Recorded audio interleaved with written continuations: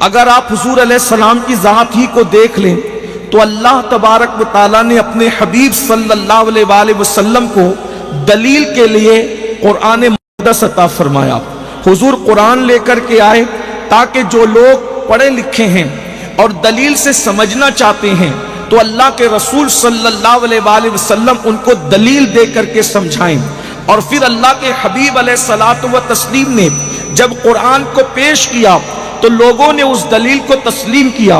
خود سیدنا فاروق اعظم عمر ابن خطاب رضی اللہ تبارک و تعالیٰ عنہ کوئی معجزہ دیکھ کر مسلمان نہیں ہوئے بلکہ قرآن کو سن کر مسلمان ہوئے۔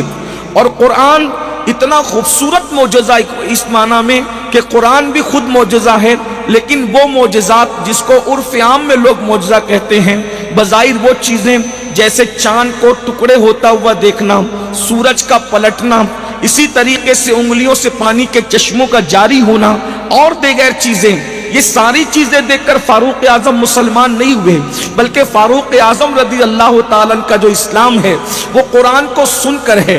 اسی طریقے سے حضرت طفیل ابن عمرو رضی اللہ تبارک و تعالیٰ عنہ وہ قرآن سن کر کے مسلمان ہوئے۔ اسی طریقے سے اور بھی لوگ، خود نجاشی جو بادشاہ تھے حبشہ کے، انہوں نے سورہ مریم سنا، اور سورہ مریم جب وہ سن رہے تھے تو تخت پر بیٹھے ہوئے وہ زمین پر اتر آئے اور ان کی آنکھیں ابل ابل پڑی اور وہ زمین پر بیٹھ کر کے قاری کے ساتھ رونے لگے اور کہنے لگے واللہ یہ جو حضرت عیسیٰ ابن مریم نے جس بات کی دعوت دی ہے اس سے بہت مختلف کوئی بھی چیز آپ کے مذہب میں نہیں ہے۔ اس طریقے سے نجاشی مسلمان ہوئے۔ اللہ اکبر۔ لیکن ایک طبقہ وہ بھی تھا جو قرآن سنتا تو تھا، قرآن کو سننے کے بعد کہتا تھا کہ معاذ اللہ، محمد عربی تو اس کو اپنی طرف سے بنا بنا کر کے پیش کرتے ہیں، اساطیر الاولین اس کو کہا گیا کہ یہ تو پرانے دور کے اور دوسرے لوگوں کے دور کی کہانی اور قصے ہے۔ اسی طریقے سے کسی نے اس کو شاعری کہی، کسی نے اس کو کچھ کہا۔ اس وقت جو لوگ قرآن کی زبان نہ سمجھ سکتے تھے، اللہ کے رسول صلی اللہ علیہ وآلہ وسلم نے پھر ان کو معجزات دکھائے، وہ معجزات جو حسی معجزات ہے۔ مثال کے طور پر معبد کی بکری کا، وہ بکری کا دودھ دویا جانا جس نے ابھی بچے کو پیدا نہ کیا تھا، پھر اس کا بیمار ہونا اور بیمار ہونے کے بعد اس کے تھن سے دودھ کا نکالنا، اسی طریقے سے کنکریوں کو کلمہ پڑھانا، اسی طریقے سے جابر کے بچوں کو زندگی عطا کرنا، اسی طریقے سے بکری کو زندہ کرنا، اسی طرح سے پیڑوں کو چلا کر اپنے پاس بلانا، پھر پیڑوں کو ان کی جگہ واپس کر دینا، یہ اللہ کے رسول علیہ السلام کے وہ معجزات ہیں پھر جن کو دیکھ کر لوگوں نے اسلام قبول کیا۔ لیکن اللہ اکبر، جب صوفیاء کرام کا دور آیا، یہ صوفیہ کیا ہے؟ یاد رکھیے تصوف کے بارے میں یہ غلط فہمی ہے کہ یہ الہاد ہے، بے دینی ہے، زندیقیت ہے اور یہ کوئی الگ سی کوئی چیز ہے۔ یاد رکھیے تصوف کا ذکر حدیث جبریل میں موجود ہے۔ حدیث جبریل کے 3 حصے ہیں اور اس کا آخری حصہ میں نے تلاوت کیا ہے۔ اللہ کے رسول علیہ السلام کی بارگاہ میں جبریل علیہ السلام حضور علیہ السلام کے پاس آئے۔ ان دنوں صحابہ کرام حضور سے سوال کرنے میں ڈرتے تھے، جھجک محسوس کرتے تھے، تو اللہ کے رسول صلی اللہ تبارک و تعالی علیہ وسلم سے وہ ڈر کے مارے سوال نہیں کرتے تھے۔ تو سیدنا جبریل علیہ السلام انسانی شکل میں تشریف لائے، اس کو حدیث جبریل کہتے ہیں۔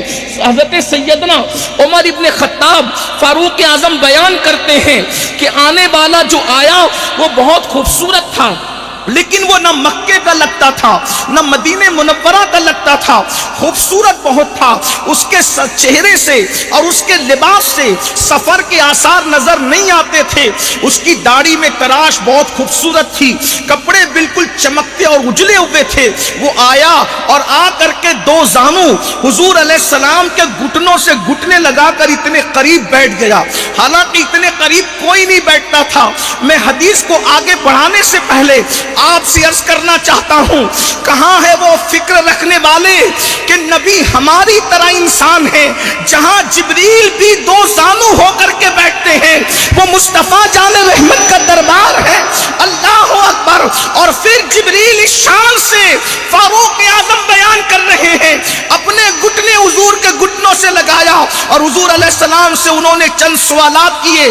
آخری سوال سے پہلے والا سوال یہ تھا، مل احسان یا رسول اللہ، حضور احسان کیا ہے؟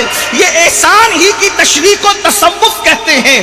اسلام کی تشریح کو اللہ اکبر فقہ کے قانون کی طرح تشریح کر دی گئی، ایمان کو علم کلام کے حوالے سے اس کی تشریح کر دی گئی، لیکن احسان یہ تصوف ہے، اس لیے کہ اسلام اور ایمان کا سوال تو پوچھ لیا گیا، اب یہ احسان کیا ہے یہ تیسرا سوال تھا۔ تو اللہ کے رسول علیہ السلام نے فرمایا الاحسان، احسان کیا ہے یعنی تصوف کیا ہے؟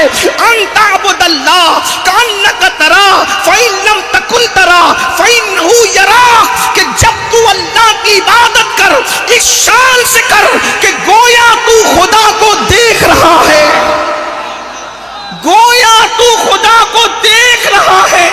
جب صوفی عارف کامل کی منزل پر پہنچتا ہے تو کانکا کی قید بھی ختم ہو جاتی ہے اور حجابات اٹھتے ہیں اور وہ حالت نماز یا عبادت میں رب کا مشاہدہ کر لیا کرتا ہے۔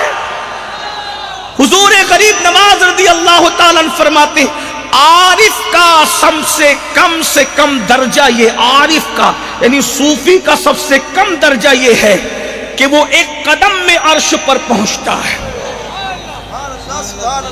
ایک قدم میں عرش پر پہنچتا ہے اور حجاب عظمت اور حجاب اکبر تک اس کی رسائی ہوتی ہے اور وہ دوسرے قدم میں اپنے مقام پر آ جاتا ہے۔ یہ عارف کا فرماتے ہیں عارف کا سب سے کم درجہ یہ ہے، اور جب عارف کامل ہو جاتا ہے، جب کم درجہ یہ ہے کہ ایک قدم میں عرش پر پہنچتا ہے، یہ کم درجہ ہے۔ جب عارف کامل ہو جاتا ہے تو فرمایا اس کی شان بیان ہی نہیں ہو سکتی، اس کو اللہ کے سوا کوئی نہیں جانتا۔ جب عارف کا مقام یہ ہے، عارف کا، تو عارف کا یہ مقام ہے تو پھر صحابہ کا مقام کیا ہوگا؟ اور جب شان صحابیت یہ ہے تو پھر شان مصطفیٰ کیا ہوگا؟